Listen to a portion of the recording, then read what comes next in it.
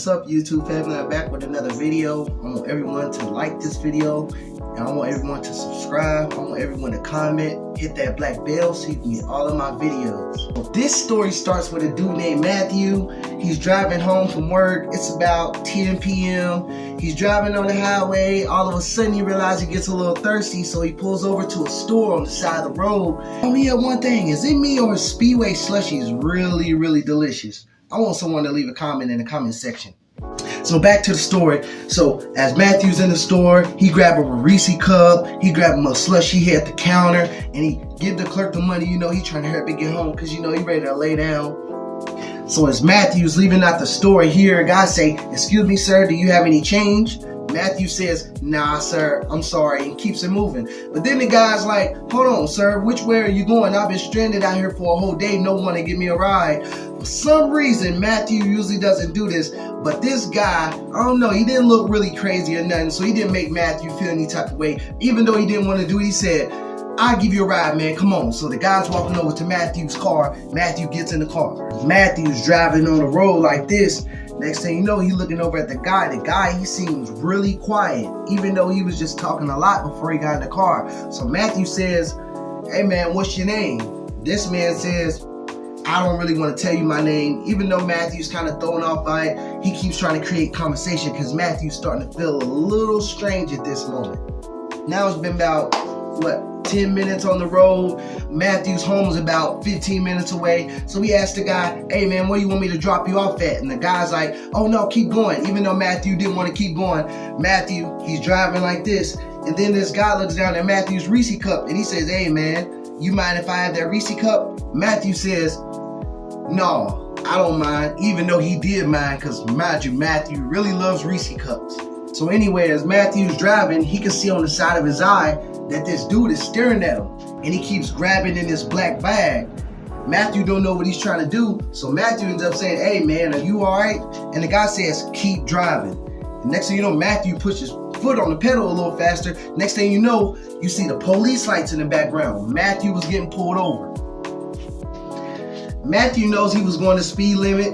He didn't know what he was getting pulled over for, so he didn't have anything to hide. So Matthew pulled over him to the side, and the man said, "Dude, what are you doing? Why did you stop?" And Matthew's like, "What's going on? What do you mean?" "They're looking for me." And Matthew's like, "What's going on?" So the officer, by this time, he's at the window. He says, "Sir, you have license and registration?" Matthew gives that to him. After that, police officer shines a flashlight over to the man in the passenger seat and says, "Hey sir, you look familiar. You mind giving me your name?" And the man, he gets out the car and tries to run, but the other officer catches him and tackles him.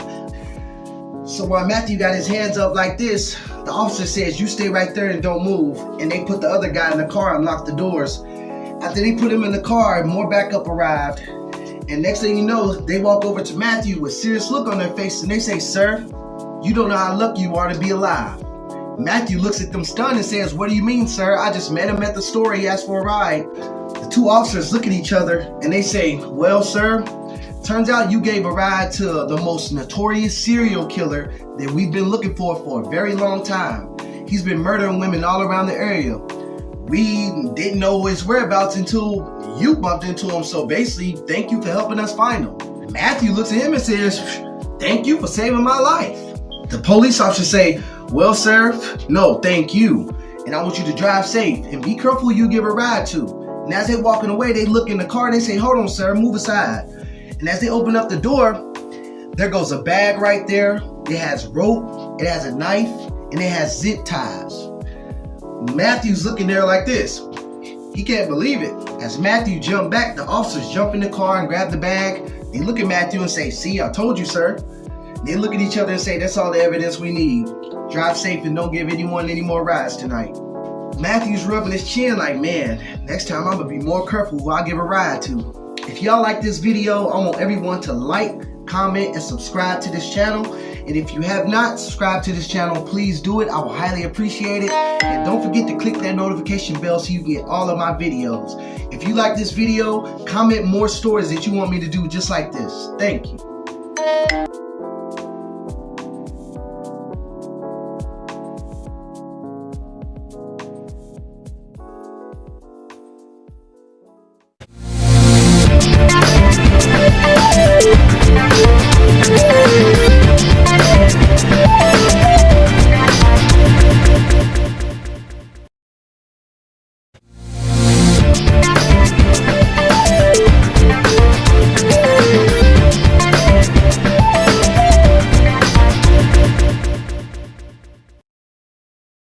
What's up YouTube? I'm back in another video. I want everyone to like, comment, subscribe to this channel if you haven't. For those who already subscribed, you already know what it is.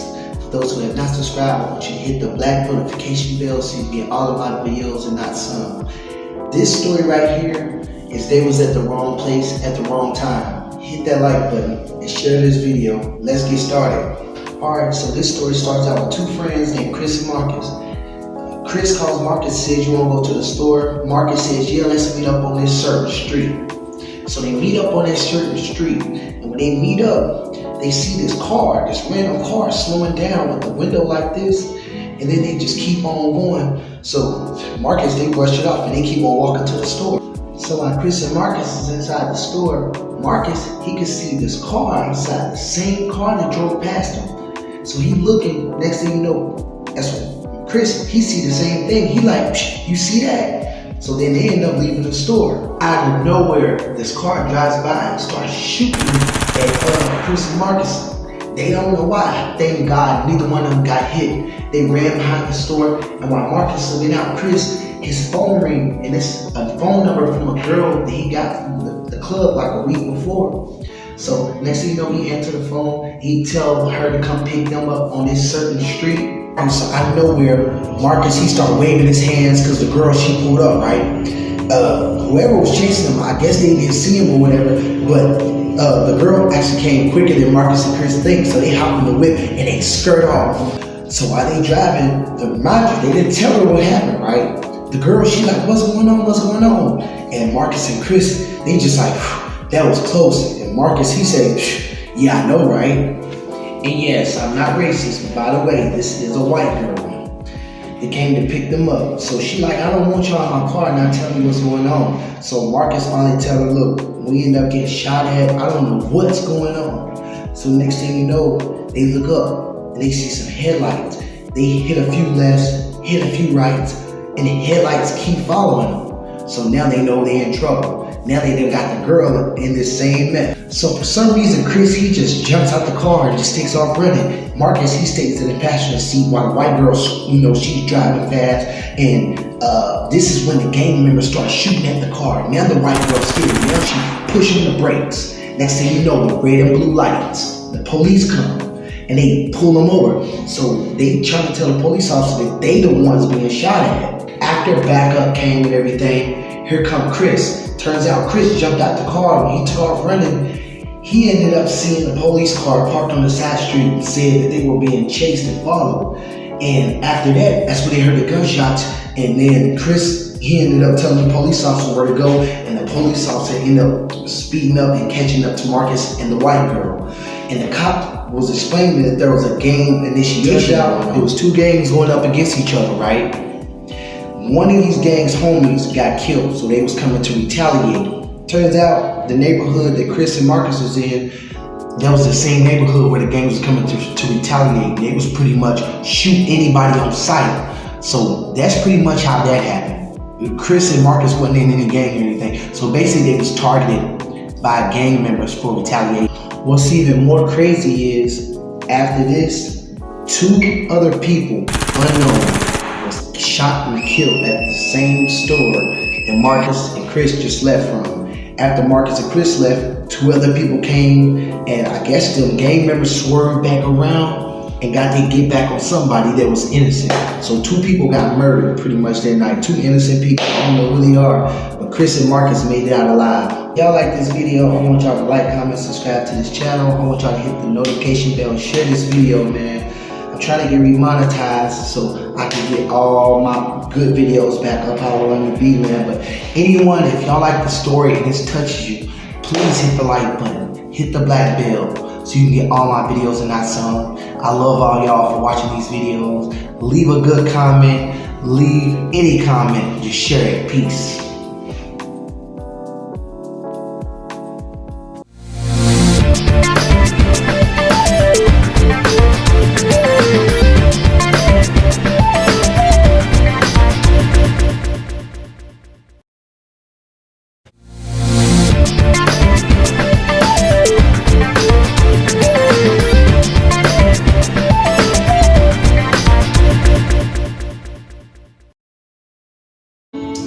What's up, YouTube? I'm back with another video. It's your boy Montez Wheeler. I want everyone to hit that like button and subscribe to this channel.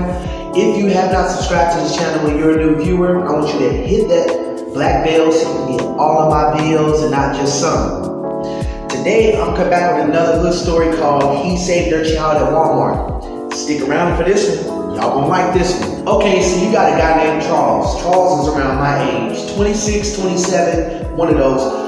Anyways, Charles is homeless. I don't know what led up to him being homeless, but he is in this story. So Charles, the only thing he does have left is a car that he got a year ago from his last job. So Charles, that's how he gets from plan A to plan B. Okay, so let's fast forward to this day. Okay, Charles, he's standing in front of Popeyes. He's panhandling, asking for money. Some people shoo him away. Some people actually give him some money. So he ended up getting some Popeyes, right? Charles goes to the back of one of these buildings that he knows nothing about. It's probably closed. The sun's going down. Charles is back here eating his Popeyes. And he suddenly remembered he got to wash up. So he went in Family Dollar and stole a rag and soap and some toothpaste. He didn't want to, but he had to do what he had to do, right? Now it's getting nighttime. It's about 9 p.m. Charles knew he had to wash up. So he would always go to this one Walmart in the hood. It's just that he went to the same one he's been going to since he's been homeless. I guess to keep the same vibe going or whatever.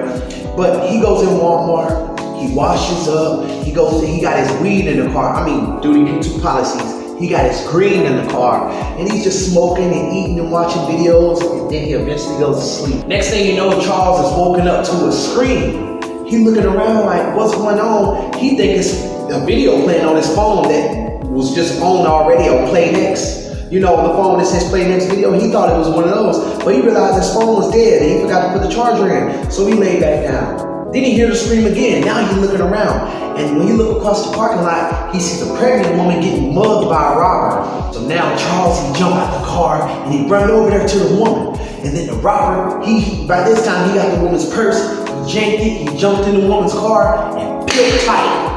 Next thing you know, Charles go up, he tell the woman, you need any help? The woman's like, yes, he has my baby in the backseat. Next thing you know, Charles, he jumped in his van and went on a full chase, chasing the robber, like 10 minutes down the road. So now Charles, he's not even worried about crashing his car, right? He's driving up on the robber, trying to bang the car, get on the side of the road, because now all he think about is a kid in the backseat. He don't know if it's a baby, a little girl, or whatever. But he's driving and the robber, I guess, I don't know what happened. This guy must have been drunk. But the car spun out of control, just a little bit enough for the car to crash and come to a stop. Charles jumps out the car. The robber, he tries to run, but Charles catches up with him. The statue that Charles was coming towards the robber, he immediately cringed up on the ground.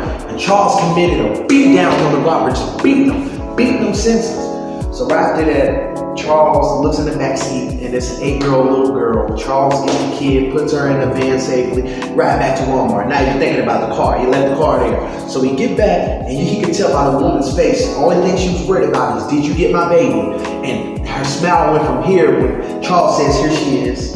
The woman I'm talking about, she damn near got on her knees and thanked Charles and said, if you wasn't around, no telling what could have happened. And Charles is like, man, I'm so glad I was around. Is there anything else I can help with? I mean, why are you here, this lady? And the woman, she's still shaking, holding on tight to her daughter, and with a big stomach, she was pregnant. She was telling Charles that she needed some milk for the baby, and no other stores was open. And she knew that Walmart was gonna close around 11, so she just chose to hurry up and run there and get it. The milk, of course. So Charles was like, okay, cool. And the woman's like, what's your situation?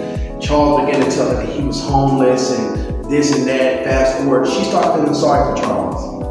The woman began to think about if Charles wasn't there that night, what could have happened to her daughter, right? So given the fact that Charles was pretty much homeless and he wasn't asking for anything from the woman, just a genuine out of his heart, she could see that he was a good guy. So the lady looks at Charles and says, what you did for me tonight, sir, I'm going to change your life. And she reached in and put out a check and was writing Charles thinking, ma'am, you don't have to. And even then, Charles is thinking, it's going to be, maybe $100, right?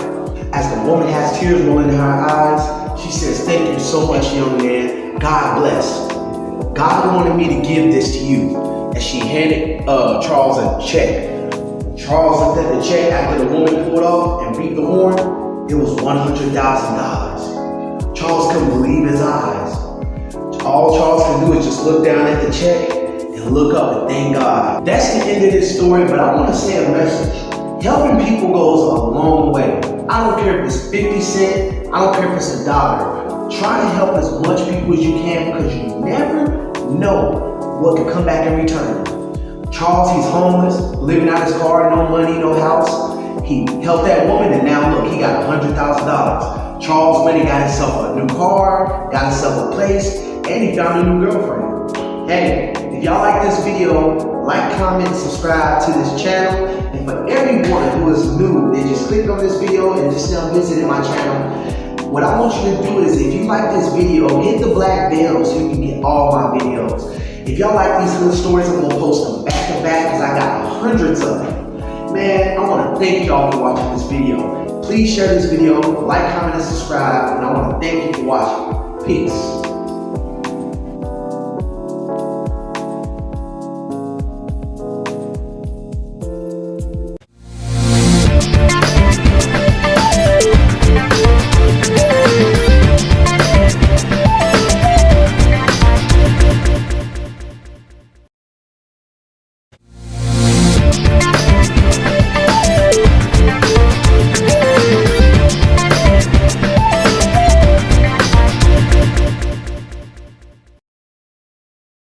What's up, YouTube? I'm back with another video. I want everyone to hit that like button, comment, and subscribe to this channel. And don't forget to hit the black bell. This next story that I'm bringing out today is called The Evil Grandma. Y'all might want to stick around because I think y'all might like this one. Okay, so you got this young guy. His name is George, right? It's a hot day. I mean, 95 degrees outside. George is riding along because he likes to go on long rides on his bike. So he's riding along.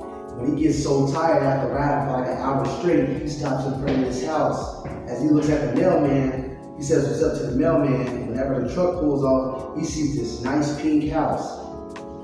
And then all of a sudden, George hears an old lady's voice say, "Hey young man, you look like you're hot. Are you thirsty? Do you want a cup of tea?" And George looks over and it's an old, frail, mean looking woman standing on the porch.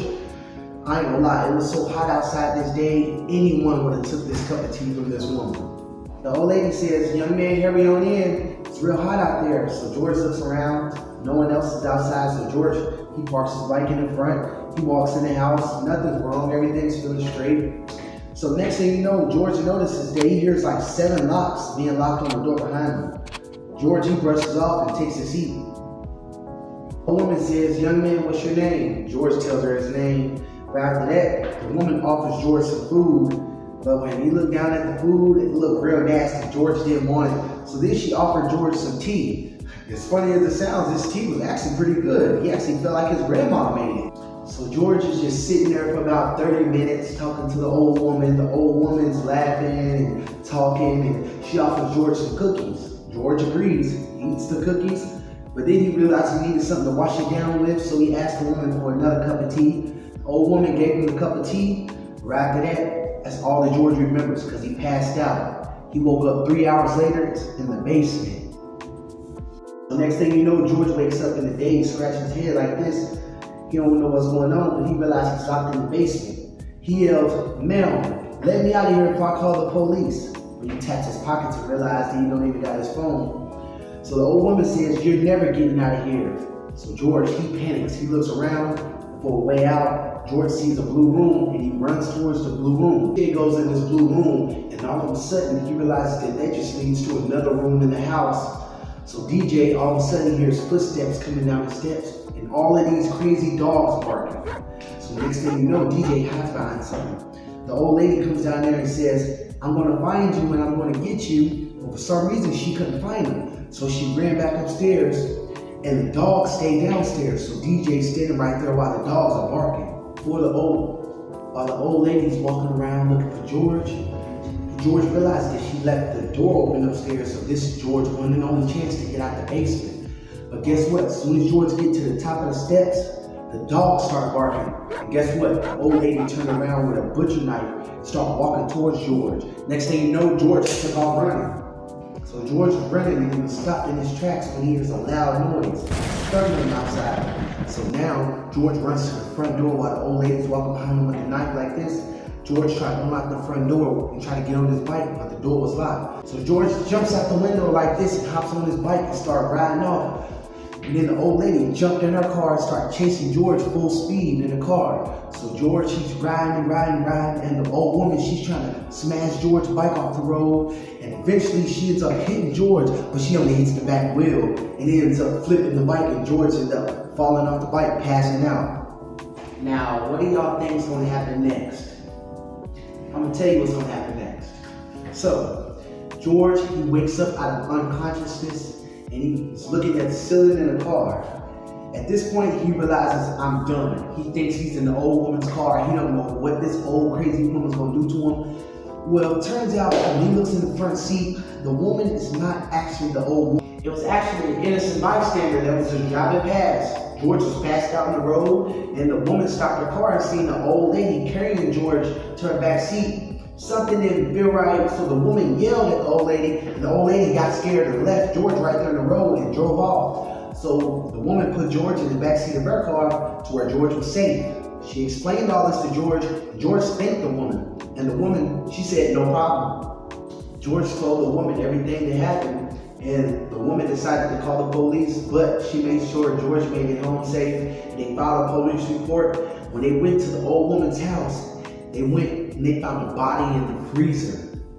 So this woman was arrested. I don't know what this woman was involved with. I don't know, but all I know is that she was arrested for numerous missing people that came up missing around town. I'm gonna wrap that up for this story because I got plenty more to make, plenty more to come, so be watching out. But if you watch this whole video, I want you to hit the like button, subscribe, and leave a comment, hit the black bell so you can get all of my videos.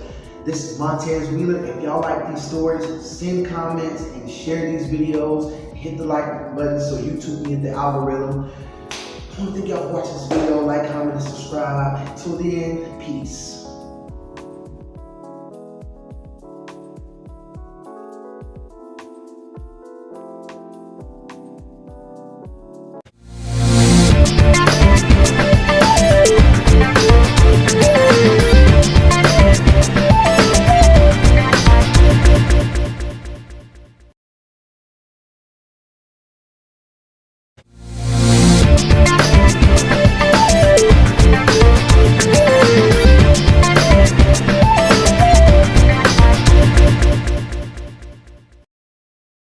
I want everyone to like, comment, and subscribe to this channel. If you're new to this channel, hit the black bell so you can get all of my videos, not some. Yeah, man, so today I'm gonna hit y'all with another story. So today, this story was, he was killed over mistaken identity. Okay, so you got a guy named Richard. Okay, it's Friday night. Richard just got off work. Richard, he's getting ready to go to the club. He just hopped out the shower. He's spraying on his little cologne, spraying the smell good on, you know, hoping he can bring one of the little baddies home from the club. You know, Richard ain't, you know, he don't get into drama. He has a few friends, you know what I'm saying? But pretty much he's a loner, but he's a cool dude for the most part. Actually, before Richard even leaves the house to go to the club, he has one of his little females call him, and they like, shoot, they going to the same club. So Richard chooses to go to the same club. He chooses to meet up with her. So Richard hops in the whip and he goes on to the club. So Richard pulls up to the club. He see everything, the lights flashing, everybody looking good, all the little females walking in, smelling good. So he goes right in the club. But then there goes the security. The security guard looks at Richard and says, I need to see your ID and I need to pat you down. Richard says, man, you know I've been coming here for a little minute, man, but whatever. Richard ain't really trying to make a big deal because while the security guard's patting him down, he looking past the security guard trying to look at all the females walking in. So anyway, when he gets in the club, he feeling the vibe. He rushed over to one little female that he seen to look cute. He talking to her. He offered to buy her a drink. Actually, she offers to buy him a drink. But on the side of his eye, Richard sees two people looking at him. They look like thugs.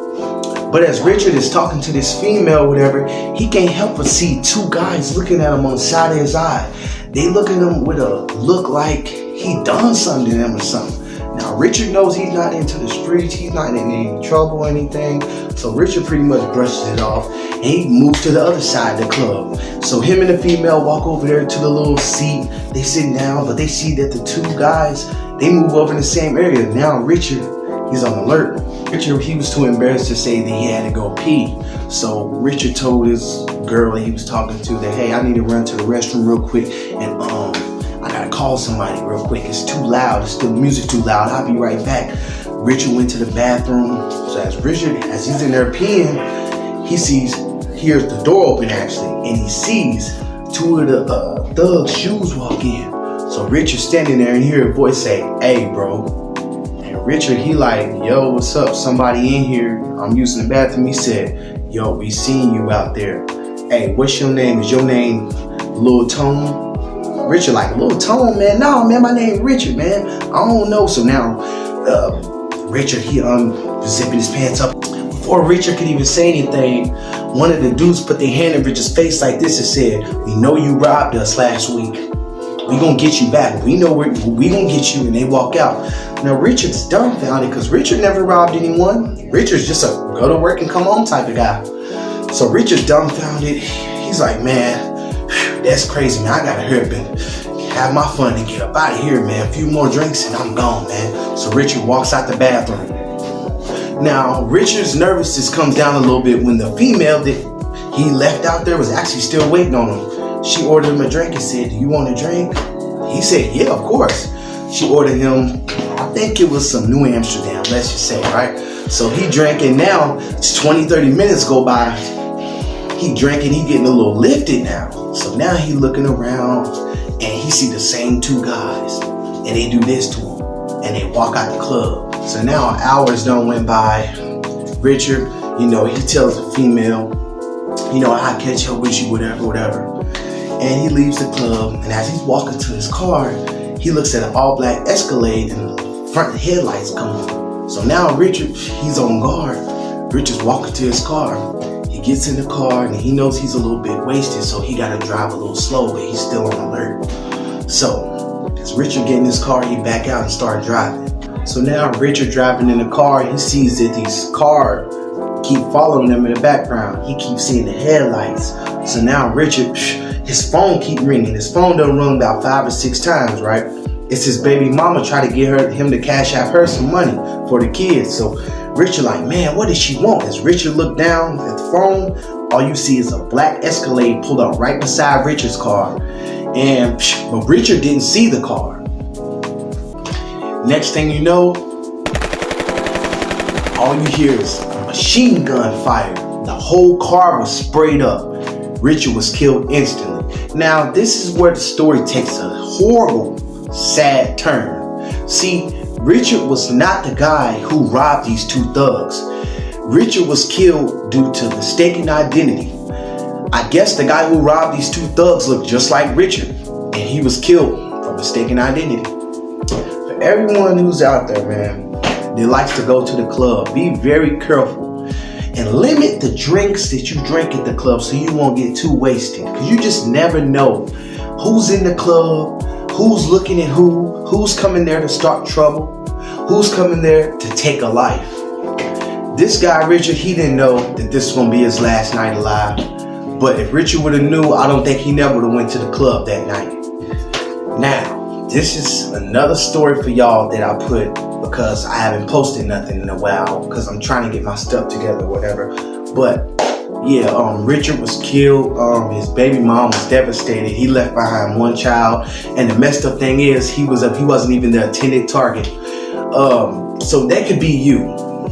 So when you out and about, please watch your surroundings. I don't even go to the club personally, cause and even if I do go to the club, it's only gonna be for a little bit, and I'm always gonna be on my P's and Q's looking at everybody. Man, if y'all like that video, man, like, comment, and subscribe, man, to this channel so it can run up the algorithm and it keep me wanting to do more videos for y'all, man. Listen, hit that black bell so you get all my videos. Leave a comment if you like. Now, until next time, peace.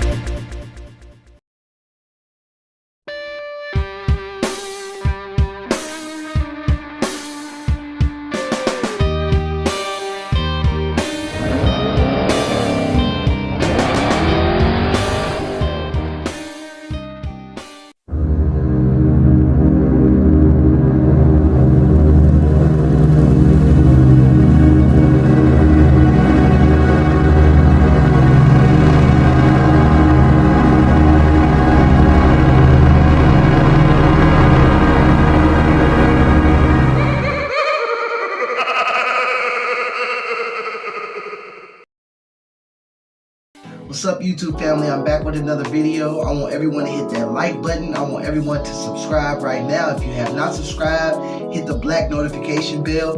This story today is they went out to a party but ended up in a clownpocalypse. This story starts out with two dudes named DJ and Chris. DJ and Chris take their girlfriends out to a fancy Airbnb, but what they don't know is that it's surrounded by killer clowns.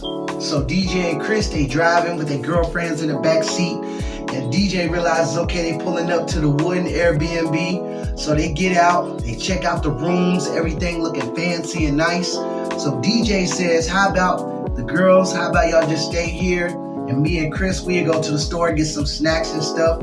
So DJ and Chris hop in the whip. They drive all the way to the grocery store. They in there shopping. DJ getting what he getting, Chris getting what he getting. So as DJ and Chris pull back up to the fancy Airbnb while the girls inside, as Chris is taking some bags out the trunk, Chris, he looks over in the woods right there and he think he sees something. What he sees is a clown hanging behind a branch like this. So next thing you know, that's when Chris says, hey, DJ, come here, bro. I know you just seen that. DJ comes over, he looks, he don't see nothing. DJ says, man, look, come on in the house, man, so you don't miss out on the party. Chris, he like, alright, whatever. Chris know he seen something. So Chris brushed it off. So Chris, DJ, they go inside the house. They go in there with their girls. They got the grill going. By this time, the sun done went down. They over there making some steaks, some hamburgers, some hot dogs, and they got the little drinks going. You know, DJ, he over talking to his girl. Chris over kicking it up with his girl. Next thing you know, they hear a noise. By this time, everyone goes into the Airbnb. They turn the music down. They looking around. They don't see nothing out of place. But then they hear the news on. And on the bulletin, it's talking about crazy flooded videos on the internet of clowns attacking people and killing people and everything. They brush it off. But then next thing you know, they hear something on the back patio door. So they run back there, and guess what they see? A clown. So now you got more than one clown. Now you got 5 clowns at the back patio door beating on the door like this. Now the glass is breaking. Now the girls are screaming. DJ says, hey, Chris, run to the kitchen and get a knife. So Chris comes back in there with a knife. But then DJ says, you know what? Let me run upstairs and get something real quick. See, DJ, he was licensed to carry. So he went up there and got his gun. And then DJ handed Chris his gun. And then they pointing at the gun like this at the clowns. They like, step back or else I'm gonna shoot. So then they see the clowns stepping closer. They in the house now. Then they walking towards them like this. So Chris, he tells, hey, girls, let's go. DJ, he tells this girl, let's go. They run out the front door and they jump into the car. DJ, he does this Need for Speed spin in the street, and then he drives off real quick, and the clowns stand there in the middle of the road with they knives and stuff like that they stand there like this, and then DJ, Chris, and the girls, now they in the car safe. They driving all the way far away. So while they driving, Chris says, hold on, you hear that on the radio? So that's when DJ's like, shoot, go ahead and turn it up. So on the radio, they talking about there's killer clowns running around killing people, be careful. And if you come in contact with any clown, please call the police. By this time, everyone's looking at each other in the car real scared from what just happened, right? So they get into town finally, eventually, and you would not believe, it looks like a war zone. Cars are flipped over, fire everywhere, there's clowns running all up through the streets, people running from clowns. So while they just driving through the street, they get into town eventually, and they driving like this, the girls in the back, Chris in the passenger seat. So they driving, and they eventually stop the car because there's a group of clowns standing right there. Now the clowns is getting closer to the car, while the girls in the car, they screaming. Chris had his gun like this, and DJ pointing the guns at the clown saying, get back or else I'll shoot. By this time, DJ and Chris just start letting off. Next thing you know, when he got too many of them, it was like a horde. YouTube family, please forgive me for sweating because I'm hot as hell. But listen, next thing you know, as the clowns get closer like this, DJ and Chris, they was about to give up. Next thing you know, all you hear is all this machine gun fire. All the clowns start falling down. Guess who was standing behind them? The U.S. military. They came into the city to evacuate everyone because of what was going on. So they came to DJ and Chris's rescue. DJ, they stand there in amazement with the flashlights in their face. They try to wave the flashlight at their face like that. They're just happy to be alive at that moment. But the story doesn't end there. There's a part 2 that I'm going to drop to this after this part 1. So this is to be continued. I want everyone to hit that like button if you haven't. If you like more stories like this, comment below, hit the black bell, and be watching, because I got an episode 2 coming for y'all. Thank you.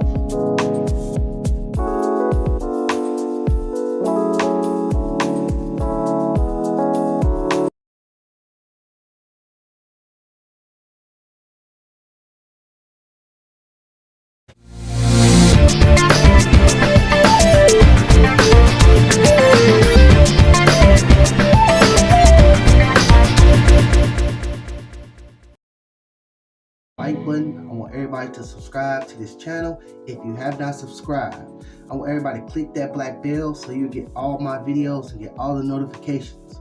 Now today, this story starts out with, let's say, a guy named DJ. He's 18 years old. He just made 18 last month actually.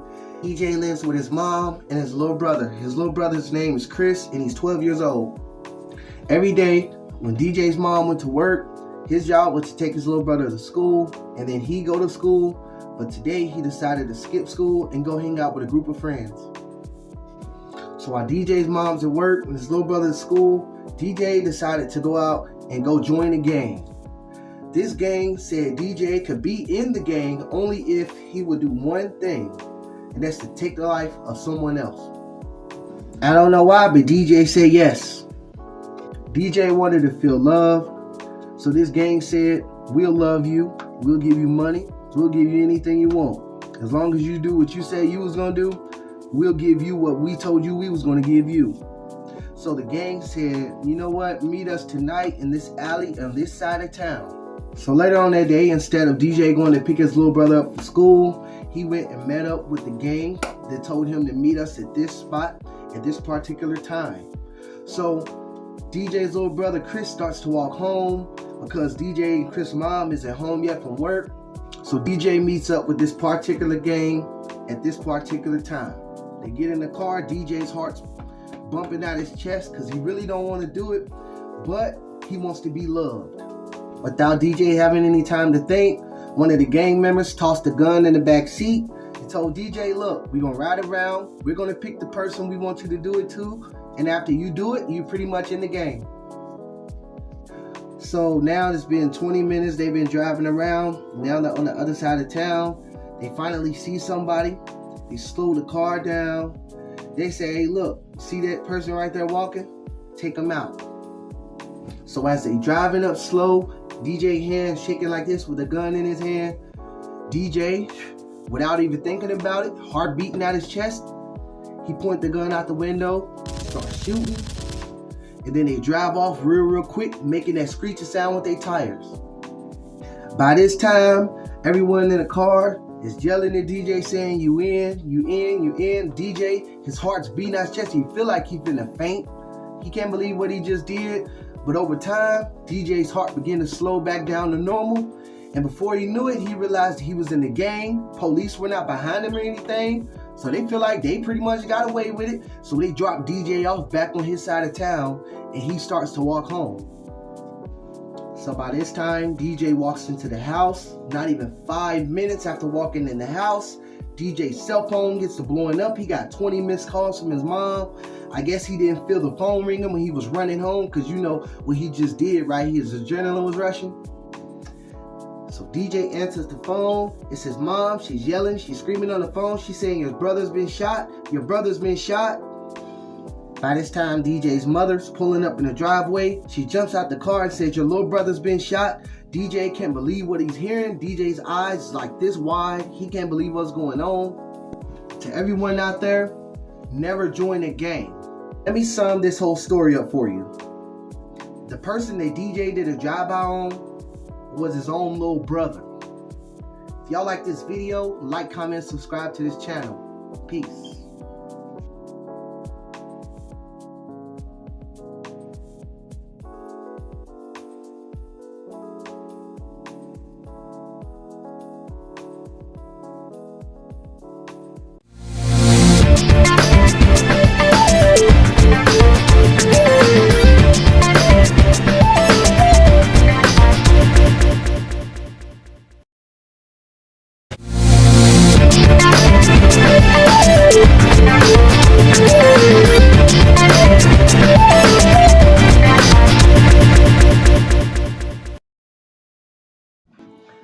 What's up, YouTube family? I'm back with another video. I want to thank everyone for watching this video and clicking on this video.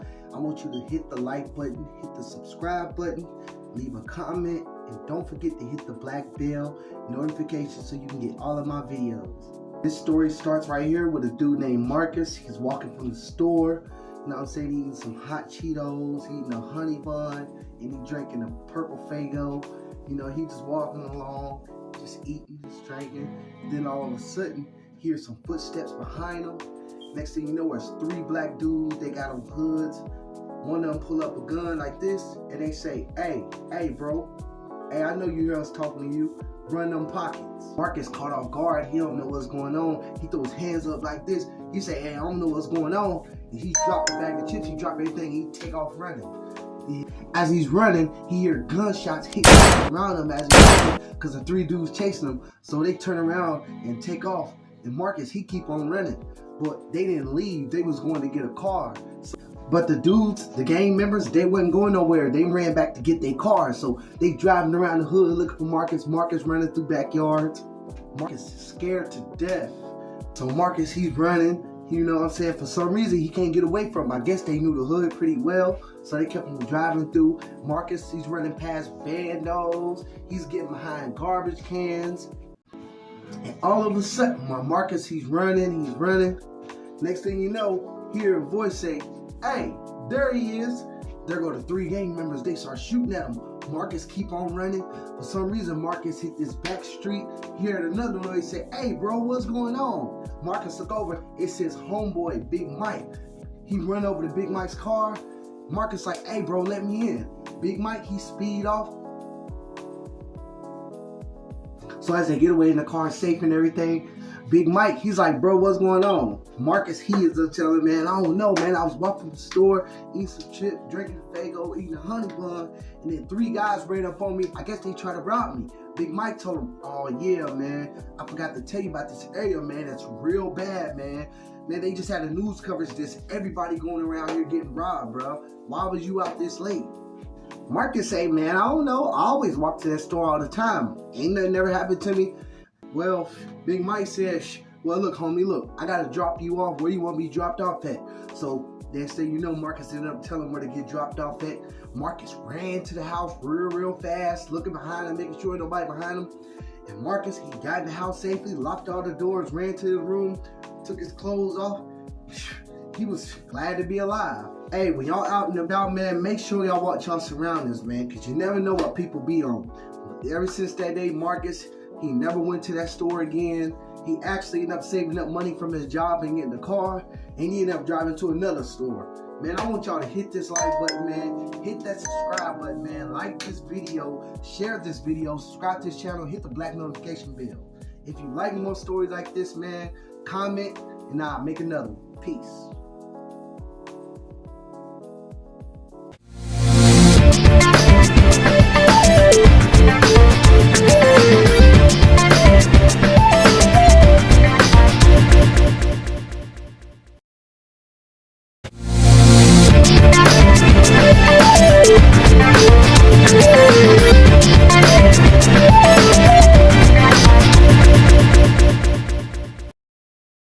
It was a really cold night.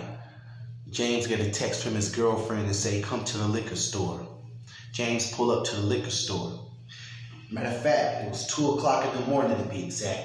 As James looked down to text his girlfriend and say, I'm here at the liquor store, there goes a silencer right here to James' brain. Then we gonna backtrack. This is just the intro. We gonna get into the story right now.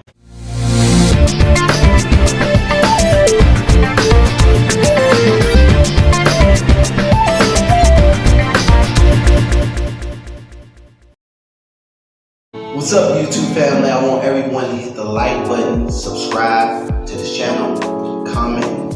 Anyone who has not subscribed, if you're any new viewers, I want you to hit the black bell so you can get all of my videos and not just some. For everyone who's already subscribed, thank you for rocking with me.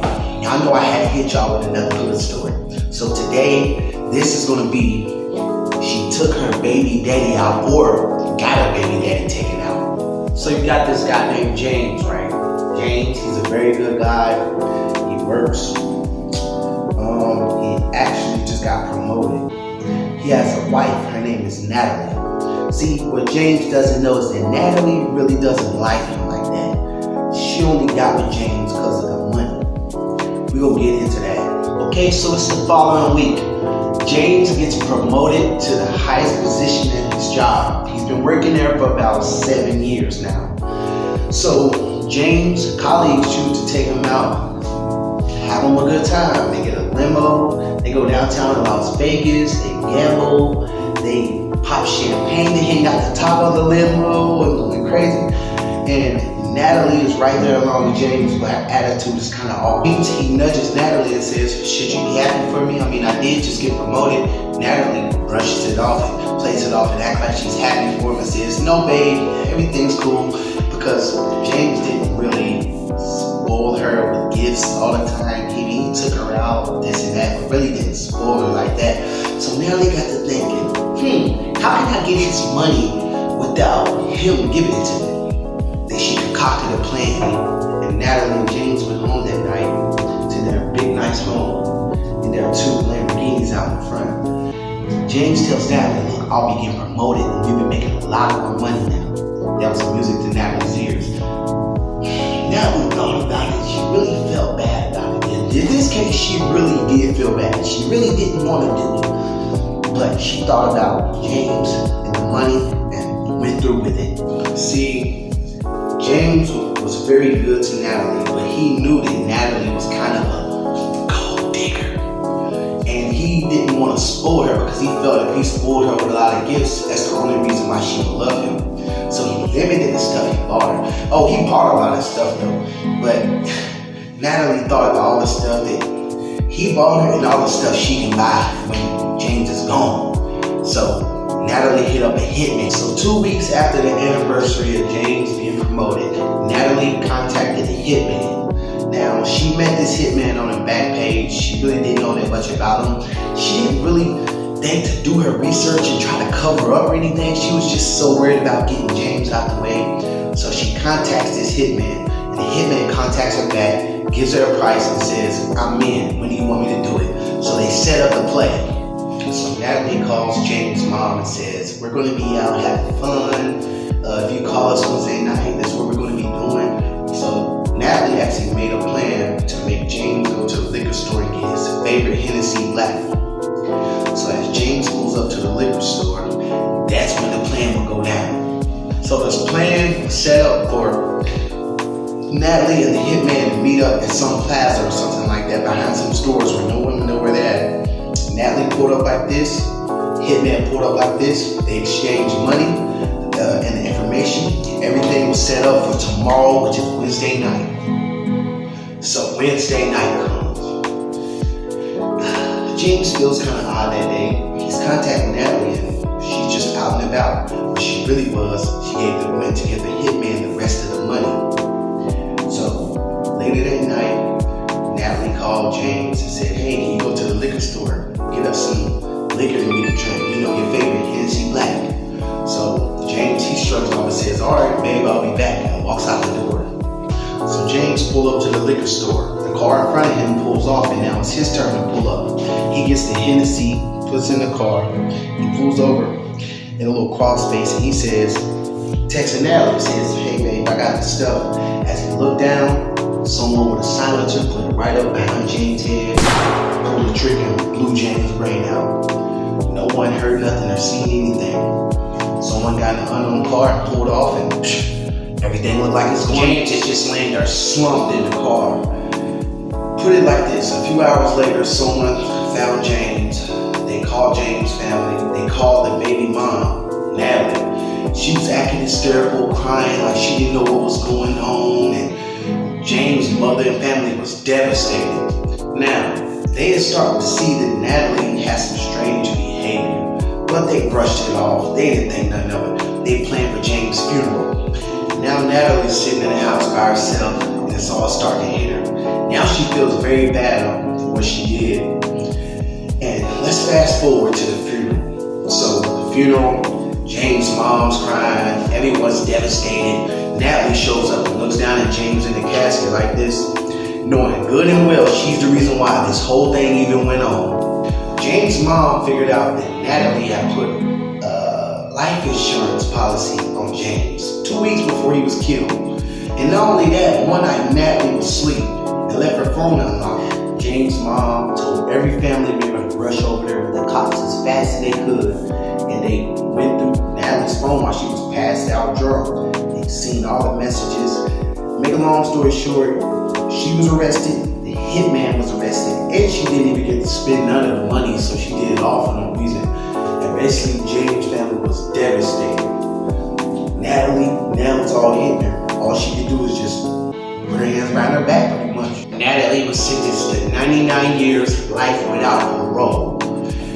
Natalie, every day she cried herself to sleep. She couldn't handle being there. She couldn't handle that she was never going to get out. Then she started thinking about how good James was to her. And all the men that she was messing with behind James' back stopped contacting her. They didn't want nothing to do with her. So Natalie said, you know what? I can't do this. One day as the guards is making their runs, they walk past Natalie's cell. And there you go. Natalie's feet dangling right there. She's hanging from the ceiling. Now the guards is rushing. We need a medic, we need a medic. It was too late. Natalie was gone.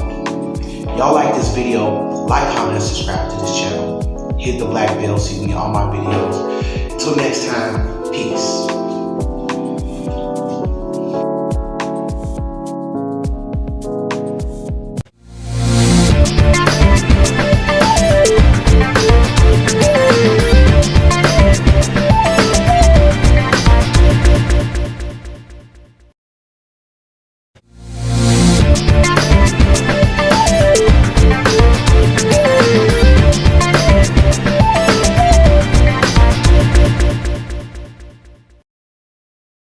What's up, YouTube? I'm back with another video. I want everyone to like, comment, subscribe to this channel if you haven't. For everyone who's already subscribed, y'all already know what it is. I'm gonna get right into it. But for the ones who have not subscribed, I want you to hit the notification bell and hit that black bell so you can get all of my videos and not some. This story is about a dude who wanted rap and fame so bad he almost sold his soul to the devil. Y'all might want to stick around. Y'all gonna like this one. Emmanuel, he's 27 years old. He's always had big dreams to be a rap star. He's just now finishing college and moved into his own place.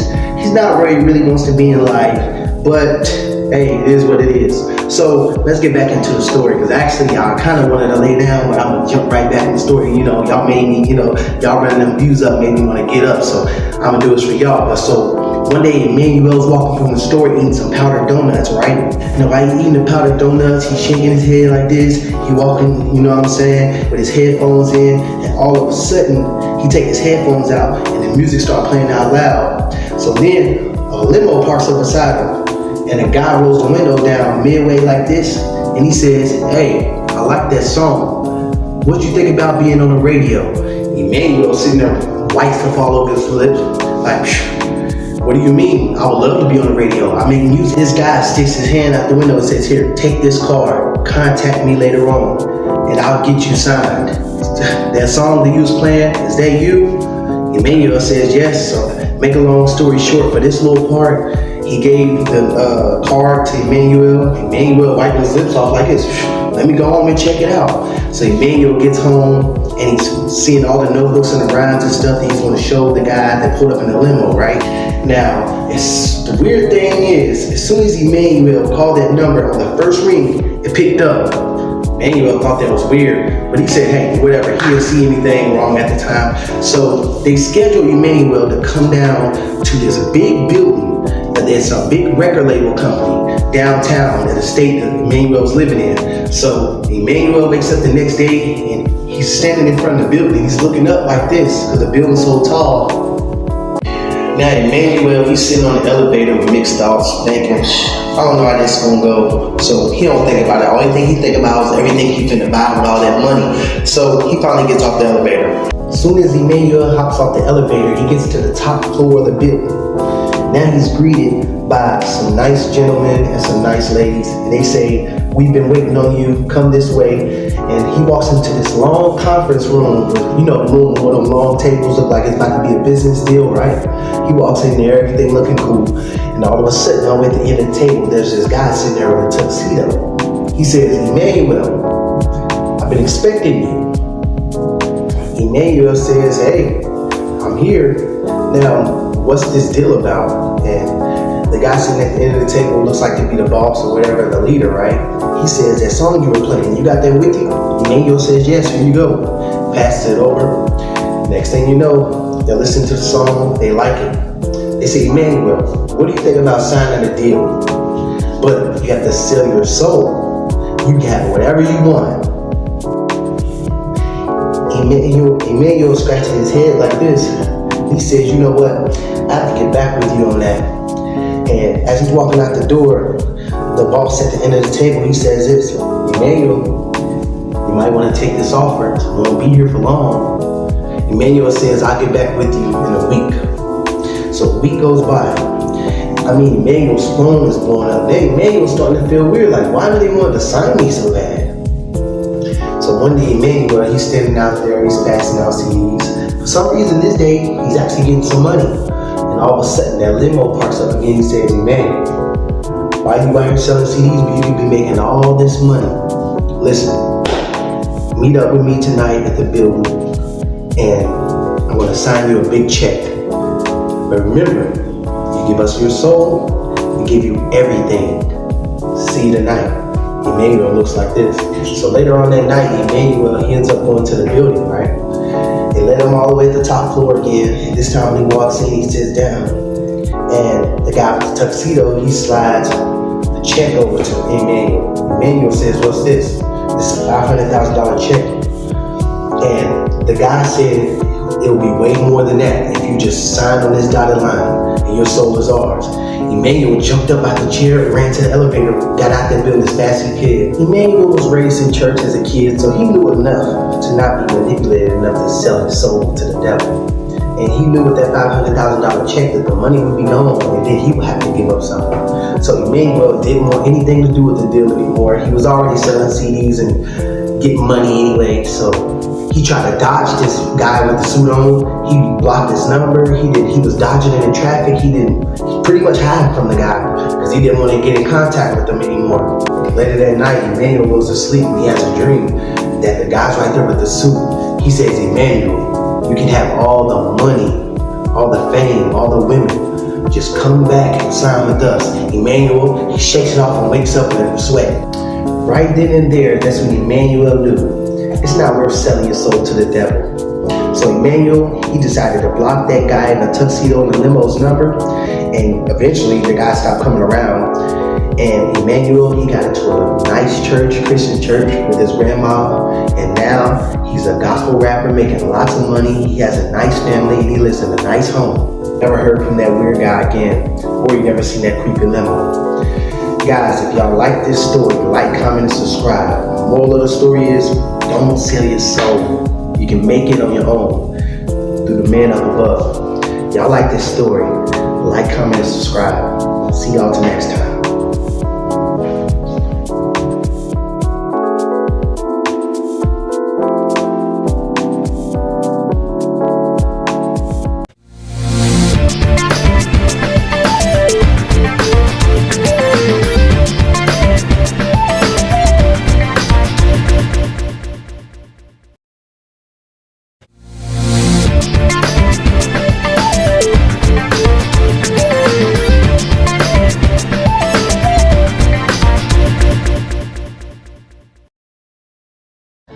What's up, YouTube? I'm back with another video. I want everyone to like, comment, and subscribe to this channel. For all the new viewers, I want you to hit the like button and hit the black bell so you can get all of my videos and not some. Today, this video is going to be a little shorter. It's going to be called He Just Snapped and He Killed His Baby Mama. Y'all want to stick around because I know y'all don't like this story.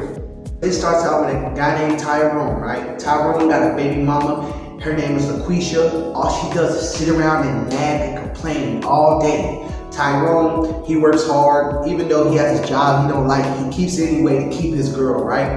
But this day is different. Tyrone lost his job. And LaQuisha's texting him all day, nagging and complaining. He's speeding home real angry. So Tyrone, he busts through the door like, LaQuisha, what's wrong? Da, da, da, da. Why are you starting with me? Today's not a good day. I lost my job. When he said that, LaQuisha went red. She immediately started arguing with Tyrone, putting her hand down in his face like this. And mind you, this isn't the first occurrence that this is going on. This has been going on for a very long time, month by month.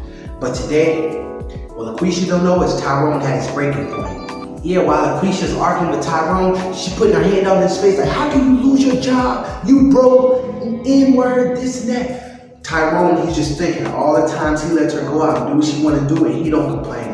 And the time when he loses his job, she ain't even there for him. Out of nowhere, while LaQuisha's arguing with him, Tyrone snaps. He runs to LaQuisha, grabs her neck, and he starts wrestling her to the ground. Now, don't get me wrong, LaQuisha was a good match. She wasn't weak. She's fighting with Tyrone, right? And Tyrone, he getting mad and madder. Now, mind you, this whole occurrence happened in maybe 2 or 3 minutes. Because at first, Tyrone, he just had a headlock. But Tyrone didn't realize how angry he was getting. And I think he squeezed her neck too hard and hurt her pop.